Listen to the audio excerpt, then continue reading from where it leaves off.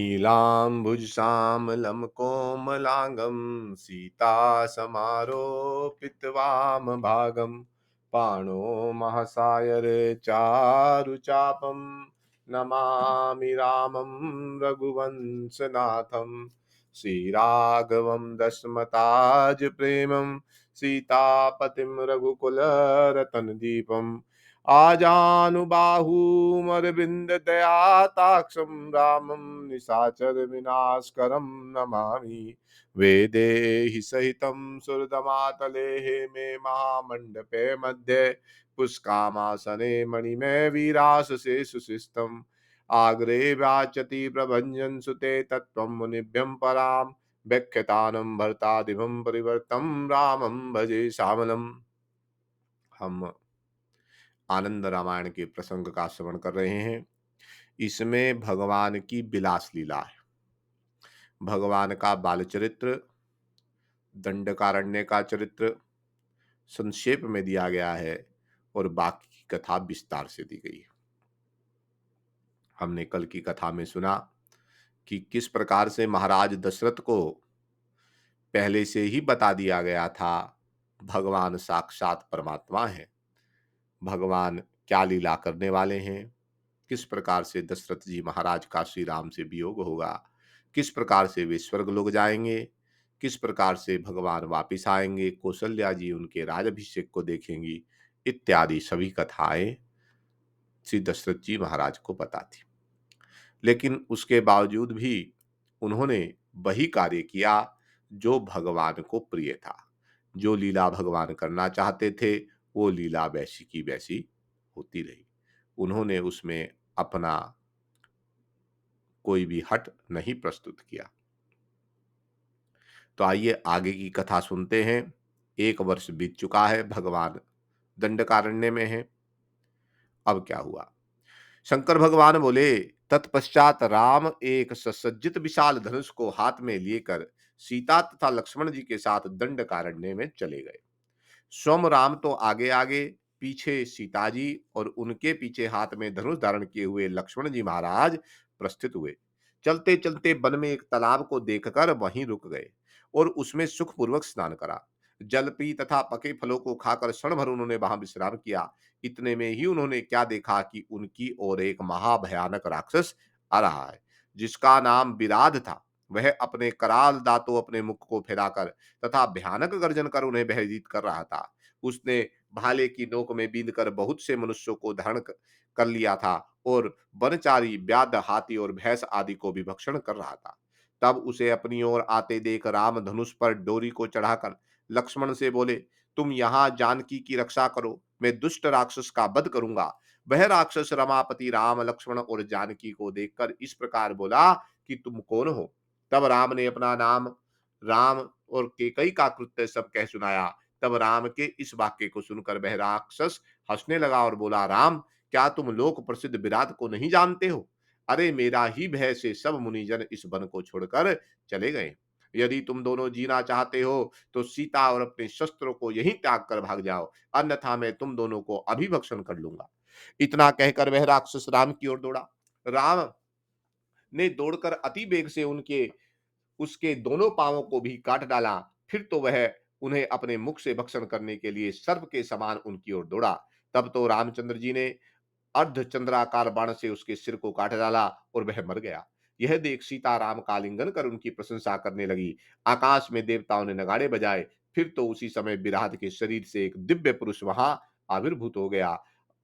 उसने राम को नमस्कार किया और वह उनसे अपनी पूर्व कहानी सुनाने लगा। उसने कहा, मैं पूर्व समय में एक सुंदर विद्याधर था, किंतु दुर्वासा ऋषि ने मुझको श्राप दे दिया कि कर इस दशा को पहुंचा दिया है। अब बहुत दिनों के पश्चात आपने मुझे इस क्षण उस शाप से मुक्त कर दिया है।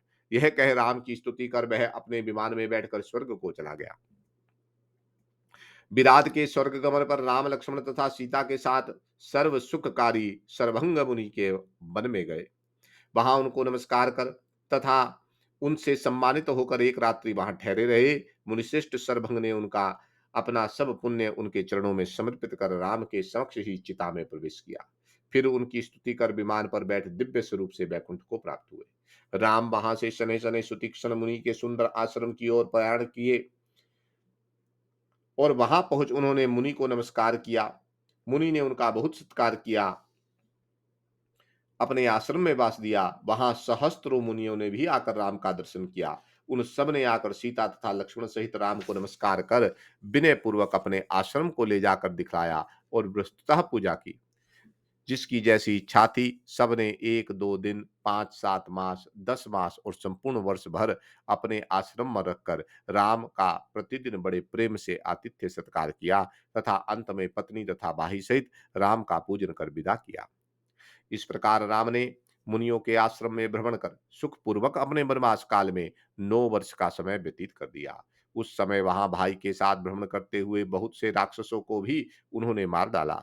राम अनेक आश्रमों, बागों, पुष्पित वनों, नदी के जल में, तालाब में, पर्वतीय शिखरों आदि स्थलों में, जामुन, आम, केला, दाख आदि अनेक वृक्षों में तथा लता कुंजों में सीता सहित शिव पार्वती के समान ही क्रीड़ा करते रहे। इसके पश्चात राम कुंभज ऋषि के अनुज मार्कंडे मुनि के आश्रम में चले आए। वहां उन बुद्धिमान मुनि ने सीता सहित राम की पूजा की। तब उनसे पूजित हो राम ने वहां कुछ दिन निवास किया। मुनि सतम आगस्त्य ने राम की प्रशंसा की। फिर महेंद्र द्वारा राम के लिए पहले से ही स्थापित किया हुआ धनुष भी उन्हें दिया। फिर राम ने मुनि के कथनानुसार गोमती नदी के उत्तर तट पर स्थित रमणीक पंचवटी की ओर प्रस्थान किया। मार्ग में उनको पर्वताकार अरुण का पुत्र जटायु, जो उनके पिता का श्रेष्ठ मित्र था, मिला। उससे संभाषण कर राम वन में आगे बढ़े। चित्रकूट की न्यायी वहां पर पर्णकुटी बनाई और मुर्गों के मांस की बलि देकर आनंद पूर्वक वहां निवास करने लगी। पक्षीराज जटायु स्वयं सीता की रक्षा करने लगे। हे पार्वती, पंचवटी में राघव को सीता के साथ क्रीड़ा करते हुए 3.5 वर्ष व्यतीत हो गए। इस वन में शूर्पणखा का पुत्र सांब तप करता था। यह देख ब्रह्मा ने एक दिन दिव्य खड़ग लक्ष्मण को दिया, पर इस बात का सांब को पता नहीं लगा। लक्ष्मण ने उस तलवार को लेकर उस घने वन में के सब वृक्ष और लताओं को काट डाला। उस वृक्ष के झुंड के साथ सांब भी मारा गया। तब यह देख लक्ष्मण राम से कहने लगे, हे रघुनंदन, आप मुझे ब्रह्म हत्या निवारक कोई प्रायश्चित बताइए। तब राम ने कहा, तुमने साम नामक राक्षस को मारा है, ना कि मुनि को। यह सुनकर लक्ष्मण प्रसन्न हुए। जब यह बात शाम की माता राक्षसी शूर्पणखा को पता लगी, तो यशिष्ट रूप धारण करने वाली थी। तब वह पुत्र के दुख से दुखित हो बारंबार पुत्र का स्मरण करती हुई क्रोध से सब और मार डालने की इच्छा से इधर उधर विचरने लगी। एक दिन वह राक्षसी पंचवटी में श्री राम को देखकर पुत्र के दुख से व्याकुल हो उठी और मनोहर रूप धारण कर सीता और लक्ष्मण सहित राम को मारने के लिए उद्यत हुई। वह वस्त्र अलंकारों से सुसज्जित हो उनके समीप जा पहुंची और इस प्रकार मधुर वचनों में बोली, तुम दोनों तथा यह सुंदरी स्त्री कौन है? तुम सब यहाँ वन में किस लिए आए हो? कहाँ से आए हो? अब आगे किस ओर जाने का विचार है? तब उसके इस प्रश्न को सुनकर राम ने अपना सब वृतांत कह सुनाया। इस पर वह कहने लगी कि प्रभु, कृपा कर आप मेरे पति बनो। इसके उत्तर में राम ने कहा, मेरे पास तो मेरी प्रिय स्त्री वर्तमान है। इस कारण तुम बाहर खड़े हो मेरे लघु भ्राता लक्ष्मण के पास जाओ। तब राम के कथनानुसार शूर्पणखा ने बाहर जल लक्ष्मण से अपनी इच्छा प्रकट की। उस पर लक्ष्मण जी ने कहा, मैं तो राम का दास हूँ, तुम मेरी स्त्री बनकर क्या करोगी? तुम मेरी भी दासी बनना पड़ेगा। यह सुन शूर्पणखा क्रोध से लाल हो गई, झट सीता को पकड़ने लगी। इस पर राम ने उसे रोका और अपने बाण देकर कहा कि यह मेरी सुंदर पहचान के लिए ले जाकर लक्ष्मण को दिखा। मेरी इस बाण को देखते ही लक्ष्मण तुम्हारी इच्छा को पूर्ण करेगा। यह कह राम ने एक शुरूप बाण, उस्तरा के समान तीक्ष्ण बाण होता है, उसे दिया। भ्राता राम के विचार को लक्ष्मण समझ गए और उन्होंने उस धनुष पर चढ़ाकर राम नामांकित उस शुभ बाण को छोड़ दिया। वह बाण राक्षसी के पास जाकर उसके नाक, कान, होठ तथा कूचों को काटकर पुनः सन भर में राम के तरकस में लौट आया। तब नाक, कान, होठ तथा स्तनों से रहित वह राक्षसी हाय हाय मारी मरी गई। इस प्रकार चित्कार करती हुई अपने भाई खरदूषण आदि के पास पहुंची। बहन की यह दशा देखकर तिसरा, खर और दूसर ने भी उसके मुख से सब समाचार सुन क्रोध युक्त होकर 14 भयानक राक्षसों को दे उसी समय राम से युद्ध करने के लिए भेज दिया। राम ने 14 बाणों से क्षण मात्र में लीला पूर्वक उनको मार अपने लोक में भेज दिया। उनके मारे जाने का समाचार सुन खर आदि तीनों क्रोधित हो 14,000 सैनिकों को साथ ले युद्ध के लिए चल पड़े।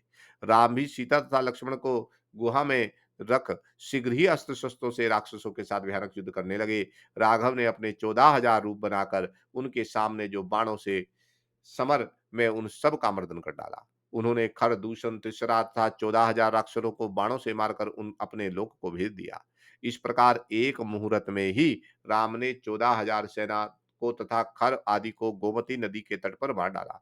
जिस स्थान पर ये खर आदि तीनों कंटक रूप रहते थे, वह स्थान त्रिकंटक क्षेत्र के नाम से प्रसिद्ध था। उसी का त्र्यंबक नाम भी संसार में व्याख्यात है। अब रघुनंदन राम ने उस पंचवटी एवं जनस्थान को ब्राह्मणों को निवास करने के लिए दे दिया। इस दृश्य को देख सीता ने राम का आलिंगन किया और सप्रेम वहां उनकी प्रशंसा करने लगी। पश्चात एक दिन राम एकांत में सीता से सप्रेम कहने लगे, सीते, तुम तीनों रूपों को धारण कर रजो रूप से अग्नि में, छाया की न्यायी मेरे शरीर के बाम भाग में तथा तपोमयी होकर रावण को मोहित करने के लिए यहाँ पंचवटी में निवास करो। तब राम के इस वाक्य को सुनकर सीता ने वैसा ही किया। उधर स्वरूपनखा लंका में जाकर रावण से कहने लगी, हे राक्षस, तेरे जैसे को राजा को धिक्कार है, क्योंकि दूतों के द्वारा तू राज्य की स्थिति का समाचार नहीं लेता। उस 14,000 सेना सहित तेरे भाइयों को मनुष्य रूपधारी राम ने दंडक वन में मानकर धराशायी बना दिया। उसके इस वाक्य को सुन तथा उसकी वह दशा देख रावण अपने सिंहासन पर कुछ ऊंचा हुआ, पुनः अपनी उस बहन से पूछने लगा, युद्ध होने का क्या कारण है, बतलाओ। तब वह राक्षसेश्वर रावण से बोली, स्त्रियों में रतन जानकी को देखकर मैंने अपने मन में यह निश्चय किया कि मैं इसे रावण के लिए ले जाऊंगी। ऐसा विचार कर मैं उसे पकड़ने के लिए उसके सामने गई, परंतु हे रावण, इतने में ही उसने बाणों से यह दशा कर दी। राम के कहने से लक्ष्मण ने पंचवटी में मेरी यह दशा की है। यदि यह कहो कि कोई और कारण है, तो इसका कोई अन्य कारण नहीं है। अकारण ही उसने तप करते हुए मेरे प्राण प्रिय श्याम को भी व्यर्थ में ही मार डाला। मुझे संतुष्ट करने के लिए भाइयों ने उसके साथ युद्ध किया, तब उन्हें भी मार डाला। अब यदि तेरे में कुछ भी बल हो तो सीता का हरण कर, अन्यथा पति के मर जाने पर विधवा स्त्री की न्याय नतमुख करके यों ही बैठा रहे। तब उसके वचन को सुनकर रावण अपनी बहन को समझाते हुए बोला, बहन तू दुखी ना हो, मैं उन राम लक्ष्मण को मार उसके रत्न से रक्त से तुम्हारे 100 कसरों का मार्जन करूंगा। इस प्रकार अनेक वाक्यों से भगिनी को बारंबार समझाकर फिर रथ पर बैठ अपने हितैषी तपस्वी मामा मरीच के पास चला गया और उसे सारा समाचार कह सुनाया। यह सुन मरीच रावण को बारंबार भयभीत करता हुआ बोला, राम ने मुझे विश्वामित्र के यज्ञ में वहां से अपने बाण से उठाकर समुद्र तट पर फेंक दिया। तब से लेकर रथ, रतन, चांदी, रुकुम आदि नामों में राम नाम के राकार आदि अक्षर सुनने मात्र से ही मैं भयभीत हो जाता हूँ। लंका को नष्ट करने वाली यह संपत्ति तुमको किसने दे दी? जिसने तुम्हें यह मति दी, जानो वह वित्त रूप में छुपा हुआ तुम्हारा शत्रु ही है। उसकी बात भी मत करो, अन्यथा मारे जाओगे। यह सुन क्रोधित हो रावण मरीच से बोला, यदि तुम राम को छलने नहीं जाओगे तो स्वयं तुम्हें मार डालूंगा। अतः मेरा कहना मारो। जब तुम मृग होकर राम के समीप जाओगे तो राम तुम्हारे पीछे प्रस्थित होंगे अर्थात चल देंगे। तब तुम उन्हें वन में दूर ले जाकर राम के जैसा स्वर बनाकर हा लक्ष्मण ऐसा चित्कार करना अर्थात चिल्लाना। तब तुम्हारे उस चित्कार को सुनकर लक्ष्मण भी आश्रम छोड़कर तुम्हारी ओर चल देंगे। तब ऐसा अवसर पाकर मैं शीघ्र ही सीता को अपनी लंका में उठा लाऊंगा। जब मेरे यहाँ कार्य सिद्ध हो जाएगा, तब मैं उस समय तुमको अपना आधा लंका का राज्य दे दूंगा। तब उसके इस आग्रह को सुनकर मारीच ने मन में यह विचार किया कि रावण के हाथ मरने की अपेक्षा राम के हाथ से मर जाना श्रेष्ठ है। यह निश्चय कर मारीच बहुत अच्छा कहकर वहां से उठा और रथ पर बैठा कर रावण के साथ पंचवटी की ओर उसी क्षण प्रस्थित हुआ। वहां पहुंच मारीच ने स्वर्ण का मृग बनकर सीता को मोहित कर लिया। वह तमोगुणमयी छाया रूपी सीता मृग को देख राग से बोली कि हे रघुतम राम, इस मृग को पकड़कर मुझे दे दीजिए, मैं उसके साथ खेला करूंगी, और यदि बाण से मारकर ला दोगे तो मैं उसकी सुंदर चर्म की कंचुकी बनाऊंगी। तब सीता के इस वाक्य को सुनकर सब कुछ सोच समझकर राम ने सीता की रक्षार्थ भाई लक्ष्मण को वहां निमित्त कर दिया और शीघ्र ही मृग के पीछे चल पड़े। हरणी भी राम के आगे आगे दौड़ता हुआ उन्हें वन में दूर ले गया और राम के बाण से घायल हो राम की न्याय चित्कार करता हुआ, हा लक्ष्मण, में वन में मारा गया, शीघ्र आओ, इतना कहकर रक्त बमन करता हुआ मारीच मर गया। उस शब्द को सुनकर जानकी जी के ने लक्ष्मण को जाने की प्रेरणा की। लक्ष्मण ने उत्तर दिया कि हे सीते, यह राम के शब्द नहीं है, भय ना करो। तब वह फिर कहने लगी कि मैं अब तुम्हारे अभिप्राय समझ गई। तुम भरत के कथनानुसार राम की मृत्यु चाहते हो अथवा राम के मर जाने पर मुझे भोगना चाहते हो, परंतु स्मरण रखो, मैं तुम्हारी यह अभिलाषा पूर्ण नहीं होने दूंगी और मैं अभी प्राण त्याग कर दूंगी। उनके इस वाक्य को सुनकर सुमित्रा पुत्र जानकी जी से बोले, हे माता, बात सुनो। राम की आज्ञा से मैं तुम्हारी रक्षा कर रहा हूँ, इस पर तुमने जो मुझे अपने बाग के बाणों से ताड़ित किया है, उसका फल तुम आज शीघ्र ही भोगेगी। तब भी जैसा मैं कहता हूँ, फिर मेरे इस हितकारी वचन को सुनो। मैं धनुष में तुम्हारे चारों ओर यह रेखा खींच दे रहा हूँ, इससे तुम्हारी रक्षा होगी, क्योंकि यह दुष्टों के लिए दुर्लभ्य तथा भय उत्पादक होगी। प्राणों के कंठगत आने पर भी तुम इसका उल्लंघन मत करना। इतना कहकर धनुष की नोक से लक्ष्मण जी ने पंचवटी के बाहर खाई की न्याय सीता के चारों ओर लकीर खींच दी। फिर सीता को नमस्कार कर मौन को शीघ्र ही राम की ओर चल दिए। इस प्रकार रावण फिर सीता को नमस्कार कर मौन हो शीघ्र ही राम की ओर चले। इसी समय रावण भिक्षुक का रूप धारण कर पंचवटी के द्वार पर आया। उसे रेखा के बाहर खड़ा हो गया तथा नारायण हरि कहकर चुप हो खड़ा रहा। फिर तो छायामयी सीता उसे भिक्षा देने के लिए बाहर आ गई और हाथ बढ़ाकर भिक्षु से ऐसा कहा कि भिक्षा लो। तब कमल नेत्री सीता से उस भिक्षुक ने कहा, मैं रेखा के भीतर से दी गई भिक्षा नहीं ग्रहण करता, अर्थात बंधी हुई भी का भिक्षा नहीं लेता। यदि राघव के गृहस्थ आश्रम की रक्षा करना चाहो तो रेखा के बाहर आकर भिक्षा दो। तब भिक्षुक के इस वाक्य को सुन कहीं पाप ना लगे, इस शंका से जानकी जी ने अपना बाम पाद बायां पैर रेखा के बाहर रखा और हाथ बढ़ाकर कहा, यह भिक्षा ले लो। फिर तो रावण ने झट से पकड़ लिया और भिक्षुक का रूप त्याग सीता को गधे के रथ पर बिठा पीछे की ओर लौट पड़ा। वह भागा भागा जा रहा था कि जटायु जी ने उसे देख लिया। उस पक्षीराज जटायु ने रावण के साथ तुमल युद्ध किया। उसने अपने पैरों और मुख से रावण के रथ को चूर्ण चूर्ण कर दिया। उसके 8 गधों को पीस डाला। उसका विशाल धनुष भी तोड़ दिया। मुकुटों को काट डाला। उसके शरीर को जर्जर कर दिया। इतना ही नहीं, रावण को मूर्छित कर सीता को लौटाने लगा। 10 शीश रावण भी स्वस्थ होकर उसे पांव से मारने लगा। महान क्रोधाविष्ट हो रावण ने पक्षी को और पक्षी ने रावण के शरीर को जर्जित कर दिया। अंत में वह जटायु धराशायी हो गया। तब रावण सीता को ले आकाश मार्ग से लंका की ओर फिर चल पड़ा। सीता के नत्र नेत्रों से हा राम चिल्लाने लगे। उस समय सीता ने जो नीचे की ओर देखा तो एक उन्नत पर्वत शिखर पर 5 बानर बैठे हुए दिखाई पड़े। सीता ने अपनी साड़ी को फाड़ टुकड़े में अपने आभूषण बांध मार्ग में छोड़ दिए। दशमुख रावण ने ले जाकर सीता को अशोक वन में रख दिया। उसने सीता से बड़ी प्रार्थना की, परंतु सीता उस पर कदापि सहमत नहीं हुई और ना कुछ उसकी बातों का उत्तर ही दिया। तब रावण ने उसके रक्षार्थ वहां सहस्त्रों दासियों नियुक्त कर दी। उन्हें रक्षा की आज्ञा दे रावण अपने महल में चला गया। इसी समय ब्रह्मा के कथनानुसार इंद्र ने वहां आकर 1 वर्ष तक भूख को मिटाकर संतुष्टिदायक पायस एकांत में सीता को दिया। उसे पाकर सीता अति प्रसन्न हुई। उसमें से उन्होंने कुछ पायस तो राम और लक्ष्मण के भाग का कर दिया, कुछ देवता तथा अतिथियों को दिया, कुछ गो तथा पक्षियों को खिलाया और स्वल्प जटा को दे दिया। फिर जो बचा उसे थोड़े से को जानकी जी ने खाया। इधर रावण ने अपनी सभा में परामर्श कर 16 राक्षसों को राम को मारने के लिए भेज दिया, किंतु उन सब को कबंध ने भक्षण कर लिया। पंचवटी में राम के बाण के भय से जहां जहां मृग गया था, गोमती के तट पर वहां सर्वत्र पुरा काल में अनेक नाम वाले नगर आदि स्थानों की स्थापना हुई। इस प्रकार उस स्थान में जहां उस दौड़ते हुए मृग का नुपुर गिर पड़ा था, वहां गोमती के तट पर नमक नामक एक बड़ा गांव बस गया। राम के बाण से ताड़ित वह चपल नेत्र वाला मृग जिस स्थान पर पृथ्वी पर पड़ गया था, वहां बड़ा भारी चापल्य नामक गांव बसा हुआ दृष्टि में आता है।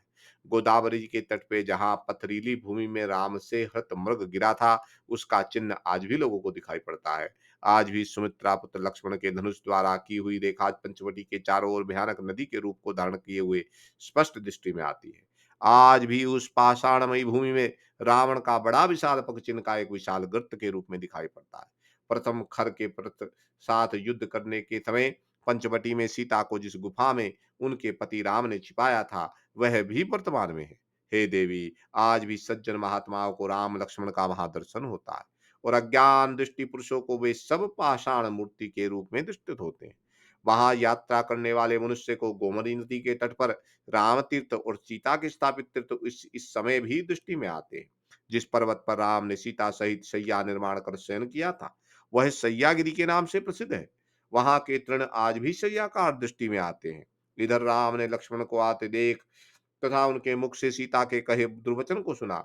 यह सब समाचार लक्ष्मण ने क्रोधपूर्वक अश्रुपात करते हुए व्याकुलता से कहा। फिर तो राम शीघ्र ही पंचवटी में गए, परंतु वहां उन्होंने सीता को नहीं देखा। फिर तो वे मानवीय भाव से वन, पशु, पक्षी और जड़ आदि से सीता का पता पूछने और सीता को सर्वत्र ढूंढने लगे। इतने में उनको मार्ग में गिरिधराज जटायु जी महाराज दिखाई पड़े। वहां उन्होंने उस पक्षी के मुख से यह सुना कि सीता को रावण हर ले गया है। फिर जटायु के कथनानुसार राम ने उसका अग्नि संस्कार किया।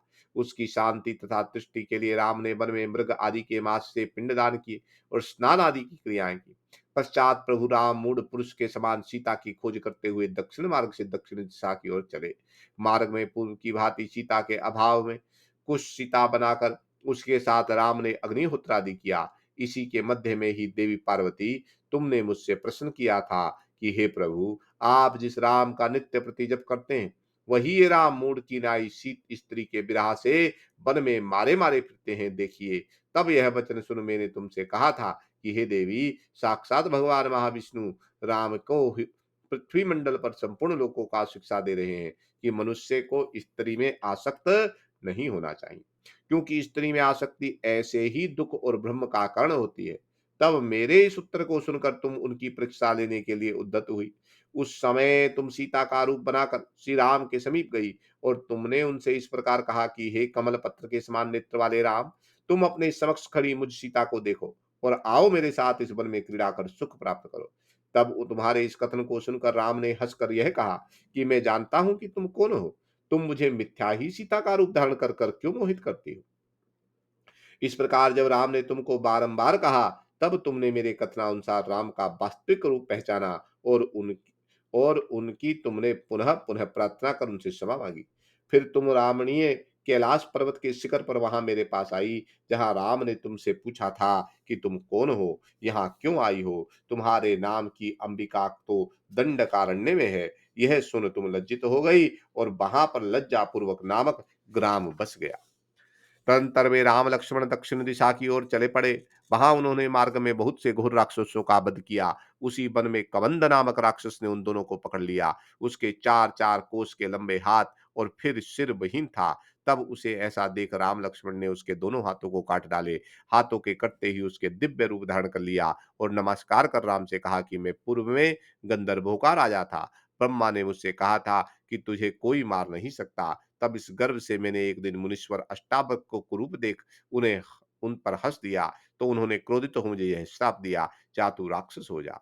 तब मेरे प्रार्थना कर वे बोले, त्रेता युग में जब राम लक्ष्मण तेरे इस योजन विस्तार वाली महान भुजाओं को काटेंगे, तब तू इस शाप से मुक्त हो जाएगा। तब उस शाप से राक्षस हो मैंने एक दिन देवराज इंद्रराज पर आक्रमण किया। इंद्र ने कुपित होकर मेरे मस्तक पर वज्र मारा। उससे मेरा सिर और दोनों पांव पेट में घुस गए, किंतु ब्रह्मा के वरदान से मेरी मृत्यु नहीं हुई। मैंने देवताओं के स्वामी इंद्र से यह प्रार्थना की कि मैं बिना मुख के किस प्रकार जी सकूंगा। तब इंद्र ने कृपा कर कर कहा कि जा, तेरी छाती में मुख हो जाएगा और शीघ्र ही तेरे हाथ एक योजन के लंबे हो जाएंगे।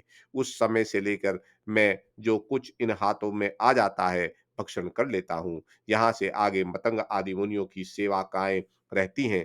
हे राम, आप वहां जाकर शबरी जी से मिले। हे रघुतम, वह आपको सीता की सुध बताएंगे। यह कह मैं राम की स्तुति तथा नमस्कार कर सानंद स्वर्ग को चला गया। अब लक्ष्मण को साथ ले श्री रामचंद्र जी महाराज शबरी माता के आश्रम में आए। शबरी जी ने वन के उत्तोत्तम पुष्प तथा फलों से राम की पूजा तथा सत्कार किया। फिर चितारोपण करते समय उनसे प्रसन्नता पूर्वक राम से कहा कि इसके आगे ऋषिमुख पर्वत है, जिसके शिखर पर मंत्रियों सहित सुग्रीव महाराज निवास करते हैं। उनकी मित्रता करने से आपको सीता जी की प्राप्ति होगी। हे राम, आप यहाँ से चलकर पंपा नाम के सरोवर जाएं। वहां उसके तट पर लगे हुए वृक्षों के विविध फल खा तथा जल पान कर सुग्रीव के पास पहुंच जाएं। यह कह शबरी जी ने राम को प्रणाम किया और अग्नि में प्रवेश कर गई। राम के दर्शन मात्र से मुक्त हो वह वैकुंठ धाम को जा पहुंची। राम शनैः शनैः भाई लक्ष्मण सहित पंपा सरोवर पर आए। वहां सुंदर फल खाकर उसका निर्मल जलपान किया। पश्चात शनैः शनैः ऋषिमुख पर्वत की ओर प्रस्थित हुए। मार्ग में चारों ओर वन की हरितिमा की शोभा का अवलोकन करते हुए जानकी का स्मरण करते हुए, हे गिरिनेन्द्र, जहां मैंने तुमको सीता तथा लक्ष्मण सहित राम का चरित्र संक्षेप में सुना दिया। श्री शंकर भगवान बोले, इस प्रकार राम धनुष बाण धारण किए नेत्रों से चारों ओर देखते हुए लक्ष्मण सहित ऋषिमुख पर्वत के समीप आए। राम लक्ष्मण को पर्वत शिखर पर बैठे सुग्रीव ने देख लिया। उन्होंने देखा, सुग्रीव ने अपने चारों मंत्रियों को बुलाकर उनसे मंत्रणा कर हनुमान जी से कहा कि इन दोनों का बाली ने भेजा है। ऐसा ज्ञात होता है कि ये दोनों नर रूप धारण कर माथा बांधे धनुष लिए मुझे मारने के लिए आ रहे हैं। इस कारण हम लोगों को यहाँ से अन्यत्र भाग जाना चाहिए। अब तुम मेरी बात सुनो, तुम ब्राह्मण का रूप धारण कर ब्रह्मचारी हो उनके पास जाओ तथा बातचीत कर उनके हृदय का अभिप्राय जान लो।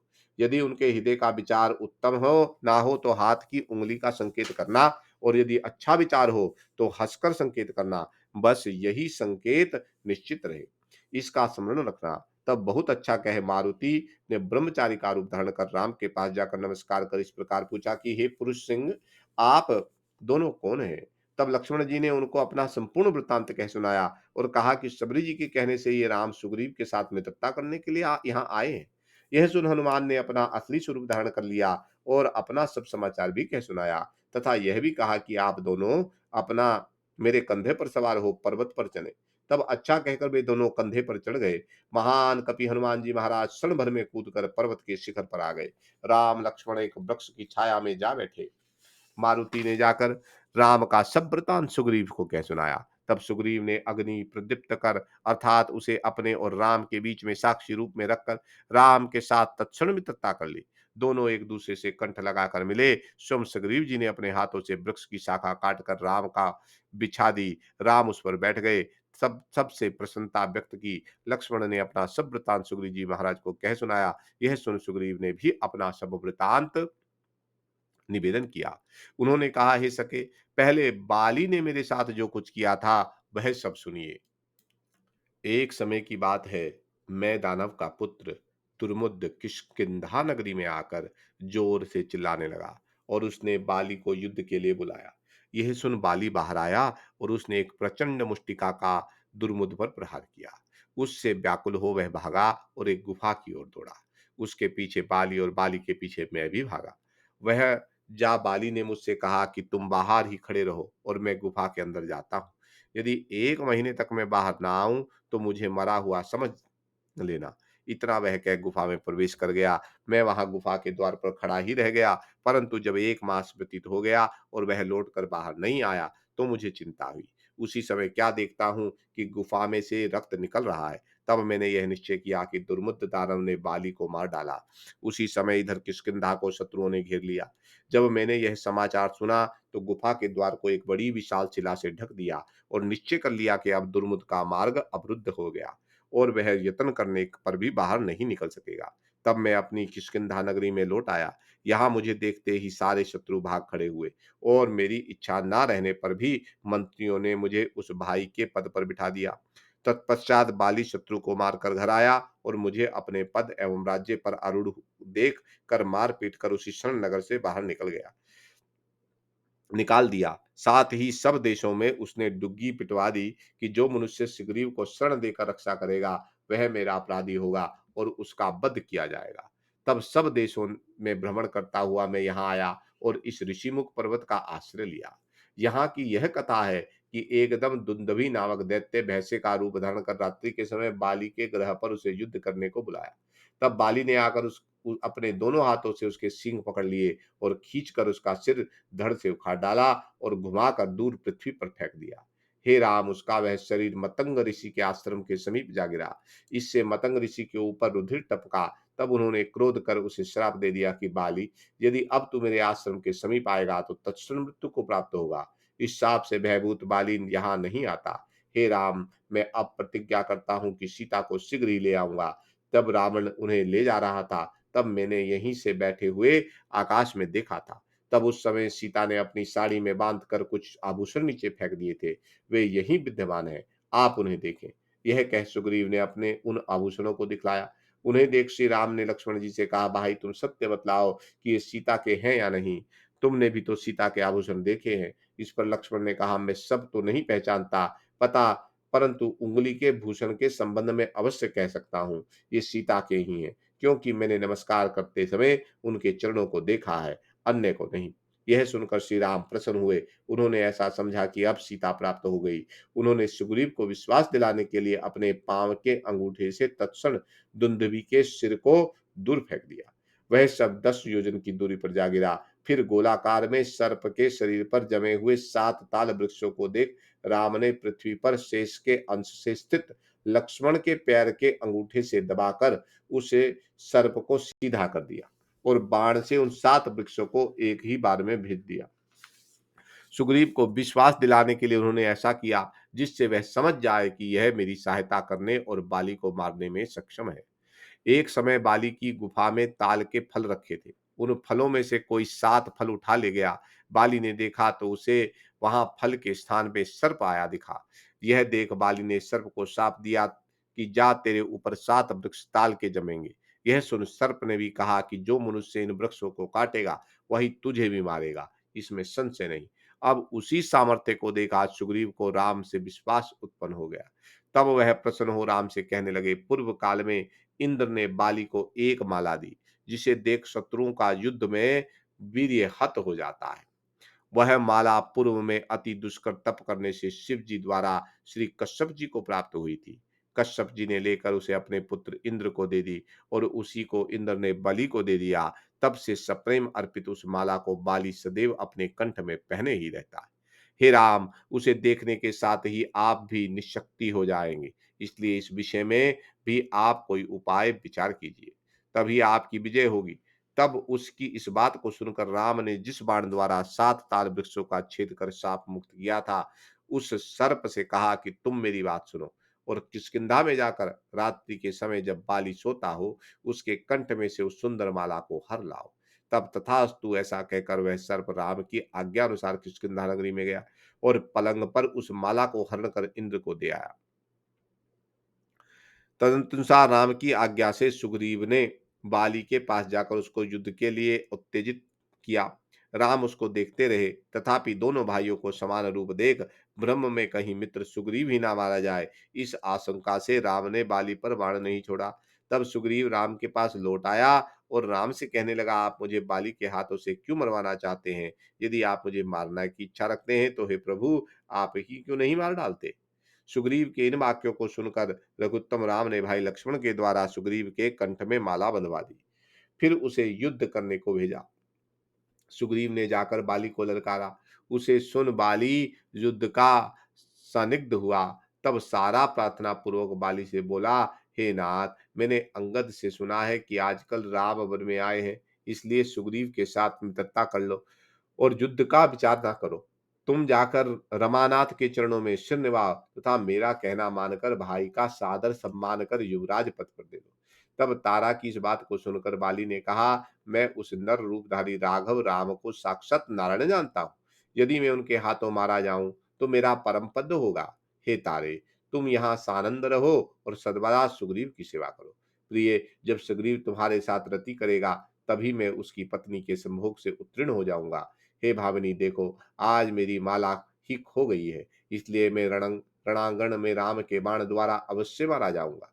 हे तारे, आज मैं तथा मेरे पिता माता पिता धन्य है कि मेरी आज मृत्यु श्री राम के हाथ से होगी। इस प्रकार तारा को समझाकर बाली शीघ्रता से चला। मार्ग में उसने महान उत्पातों को देखा, वह संतुष्ट हुआ। वह बंधु युक्त हो अर्थात भाई से युद्ध करने लगा। उसी समय राम ने वृक्ष की ओट में खड़े होकर बाली को बाण मारकर धराशायी बना दिया। तारा आकर बाली के लिए अत्यंत विलाप करने लगी। बाली ने देखा कि श्री रामनाथ भगवान लक्ष्मीपति समक्ष ही खड़े हैं। वह गदगद स्वर में बोला, नाथ, वह जो आपने वृक्षों की ओट से मेरे हृदय में बाण मारा है, इससे मेरा महान भाग्य उदय हुआ, पर आपको बड़ा अपयश होगा। फिर यह तो कहिए कि मैंने आपका कौन सा अपराध किया था, आपने मुझे क्यों मारा? राम ने कहा, तू सर्वदा सुग्रीव की स्त्री में लंपट रहता था और भाई की स्त्री को अपने घर में रखकर भाई को मार डालना चाहता था। तेरे इस दुराचार को देखकर ही मैंने तुझे मारा है। जैसे तूने रुमा को भोगा, वैसे ही मेरे कहने से हे कपीश्वर, तुम्हारी प्रिया तारा को सुग्रीव भोगेगा। यद्यपि तुझ दुराचारी का मैंने वध किया है, इसलिए तू द्वापर के अंत में भील होकर इस पूर्व शत्रुता का स्मरण करेगा और जब मैं प्रभास क्षेत्र को जाऊंगा तो तू मेरे पैर में बाण मारेगा। तब उस कर्म से मेरे हाथ से मारे जाने का गौरव तुझे प्राप्त होगा और आवागमन रहित शुभ मुक्ति को प्राप्त होगा। तब बाली बोला, यदि आप मेरे पास आए होते और मेरी बात मानते तो मैं आपको सीता का समाचार तथा रावण से सीता को लाकर क्षण भर में आपको सौंप देता। अब मैं आपसे केवल इतनी प्रार्थना करता हूँ कि आप अंगद की रक्षा कीजिएगा। यह कह बाली ने तत्क्षण रणांगण में प्राण त्याग दिए। राम ने अंगद से उसके क्रियाकर्म करवाए। पश्चात सुग्रीव ने राम से उस राज्य के ग्रहण की प्रार्थना की। राम ने लक्ष्मण को भेज सुग्रीव को वहां का राजा बना दिया। तत्पश्चात राम कहीं चतुर्मास व्यतीत करते हुए विचार करने लगे। उन्हें वहीं परवर्षण पर्वत के उच्चतम शिखर पर एक रमणीक गुफा दिखाई पड़ी, जो सुंदर पत्तों और पुष्पों से, लताओं से विस्तृत थी। श्री रघुदय राम ने वहीं अपनी चातुर्मास से व्यतीत किया। एक समय जब लक्ष्मण स्नान कर आए, तो उन्होंने देख कि राम सतोगुण सीता से युक्त हैं। लक्ष्मण ने उन्हें नमस्कार किया। सीता अपने पति राम के वाम भाग में लीन हो गई। इस प्रकार उस समय भी राम सीता के लिए वियोगी नहीं थे। उधर सुग्रीव अपनी पुरी में उत्तम राज्य कर रहा था। एक दिन हनुमान के कहने पर उसने बानरों को बुलाया। उस समय राम लक्ष्मण दोनों प्रवर्षण पर्वत तीर्थ पर निवास करते थे। इसी समय राम ने शरद ऋतु का आगमन देख लक्ष्मण को सुग्रीव के पास भेजा, सहायता का स्मरण दिलाया। लक्ष्मण ने वहां जाकर किष्किंधा के बानरों को अनेक प्रकार से भयभीत किया। सुग्रीव भी भय से व्याकुल हो गए। माँ हनुमान जी महाराज को लक्ष्मण को शांत करने के लिए भेजा। हनुमान जी ने जाकर लक्ष्मण को समझाया और वह उन्हें किष्किंधा में ले गया। इसी समय सुग्रीव ने तारा को भी भेजा। वह दलान के बीच में जा बैठी। इतने में लक्ष्मण आते हुए दिखाई पड़े। तारा ने अपने मधुर वाक्य में लक्ष्मण को संबोधित किया, शांत किया और कहा, देवर, पलवंगों के इस सुग्रीव ने राम के कार्य के लिए बानरों को बुलाया है। आप कुपित ना हो। यह कह तारा लक्ष्मण का हाथ पकड़ उन्हें राजगृह में राजा के समक्ष ले आ लाई। उन्हें देखते ही राजा सुग्रीव सिंहासन से उठ खड़े हुए सादर सत्कार किया। लक्ष्मण ने कहा, तू रघुत्तम राम को भूल गया है। जिस बाण से वीर बाली का अंत किया, वही बाण तुम्हारी भी प्रतीक्षा कर रहा है। आज मैं तुम्हें मार कर उसी मार्ग पर भेजूंगा जिस मार्ग से बाली गया। इस प्रकार लक्ष्मण कटु वाक्य कहने लगे। तब हनुमान ने कहा, आप ऐसे कठोर शब्द मुंह से क्यों निकालते हैं? राम के कार्यार्थ सुग्रीव दिन रात जागरूक है, विस्मित नहीं किया है। यह कह हनुमान ने सुग्रीव से लक्ष्मण की पूजा करवाई, लक्ष्मण को शांत कराया। तब सुग्रीव बानरों को ले राम के पास गए। वहां जाकर सब बानरों को दिखलवाया। पलंगाधिपि पलवांगाधिपि सुग्रीव ने राम से कहा, हे देव, देखिए यह बानरों की विशाल सेना आ रही है। इसमें 18 पद्म सेनापति हैं। फिर राम की आज्ञा से सुग्रीव ने अंगद, हनुमान, नल, सुसेन, सरभ और महेंद्र को दक्षिण दिशा में यह कहकर भेज दिया कि यदि 1 मास के अंदर ही सीता जी का समाचार लेकर लौट आओगे तो अपनी कुशल जानो, अन्यथा तुम सभी मारे जाओगे। राम ने हनुमान के हाथों अपनी मुद्रिका दी और कहा, यह मेरे नाम से अंकित अंगूठी एकांत में सीता को दे देना। फिर राम ने हनुमान को अपना मंत्र दिया, जिसे 1 लाख बार जप तथा लिखकर हनुमान ने लंका जाने की अतुलित सामर्थ्य प्राप्त की। फिर राम को नमस्कार तथा परिक्रमा कर बानरों के साथ चल दिए। चलते समय राम ने हनुमान से कहा, उन्होंने कहा कि एक समय मैंने सीता के मस्तक पे मैनिसिल का तिलक तथा मुख पर पत्रावली की रचना की थी। सीता को एकांत में तुम यह सब बात कहना, इससे सीता जी को तुम पर विश्वास हो जाएगा। तत्पश्चात सब वानर पश्चिम दिशा आदि दिशाओं में चल पड़े। कुछ समय पश्चात वे सब वहां से आकर सुग्रीव से कहने लगे कि हमको सीता कहीं नहीं दिखाई पड़ी। उसी समय अंगद आदि बानर भी सीता के लिए वन में इधर उधर भ्रमण करने लगे। उन्होंने सैकड़े राक्षसों को रावण समझकर मार डाला। एक स्थान में उन्होंने गुफा के द्वार से निकली गोली चोंच वाले बहुत से पक्षी देखे। यह देख प्यास से पीड़ित हुए बानरोत्तम वानर जल की अभिलाषा से गुफा में प्रविष्ट हुए। जाते जाते उनमें 18 दिन व्यतीत हो गए। वे उस अंधकार के इधर उधर भ्रमण करने लगे। वहां उन्हें रत्न में दिव्य 2 भवन तथा उनमें एक सुंदर स्त्री दिखाई पड़ी। वे सब उसके वृत्तांत को सुनने की अभिलाषा से उद्यत हो बोले कि तुम अपना सब वृत्तांत सुनाओ, कि तुम कौन हो और तुम्हारा क्या नाम है। जब उन्होंने ऐसा पूछा, तब वह योगिनी उन सब का सम्मान कर कर सुनाने लगी। विश्वकर्मा को हेमा नाम की एक कन्या थी, जिसने अपने नित्य गान से महादेव जी को प्रसन्न किया था। और तब महादेव जी ने उसे यह बड़ा विशाल नगर दिया था। उसने दीर्घकाल तक यहाँ निवास किया, और जब वह जाने लगी तब उसने मुझसे कहा कि यहाँ बहुत काल तक निवास कर तुम यहाँ भवन में रहकर राम की प्रतीक्षा करो। जब राम आवेंगे तब इनका उत्तम प्रकार से पूजन करने के पश्चात तुम भी चली आना। इतना कहकर वह चली गई। इसी कारण अब मैं राघव के समीप गमन करना चाहती हूँ। मेरा नाम स्वयं प्रभा है और मैं उस हेमा की दासी हूँ। अब आप लोग यहाँ कहें कि मैं आप लोगों की क्या सहायता करूँ। तब उसकी इस बात को सुनकर तथा अपना समय व्यतीत हुआ देखकर वे वानर उनसे बोले, तुम हम सबको इस भवन से बाहर कर दो।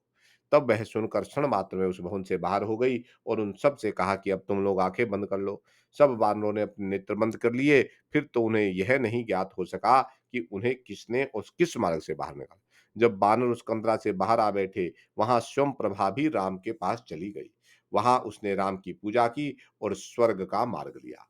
इसके पश्चात वे सब मानव अपनी अविधि को व्यतीत हुए देख कर उदास हो समुद्र के तट पर जाकर उपवास करने लगे।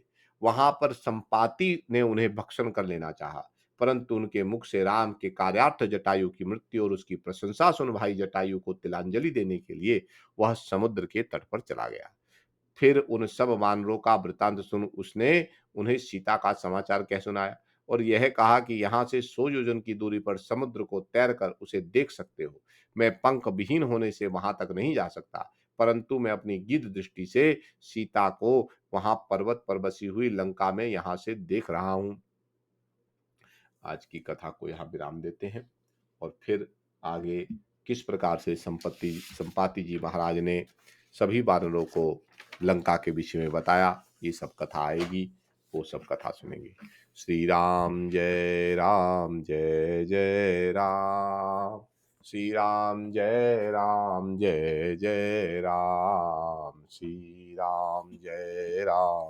जय जय राम। श्री राम जय जय राम।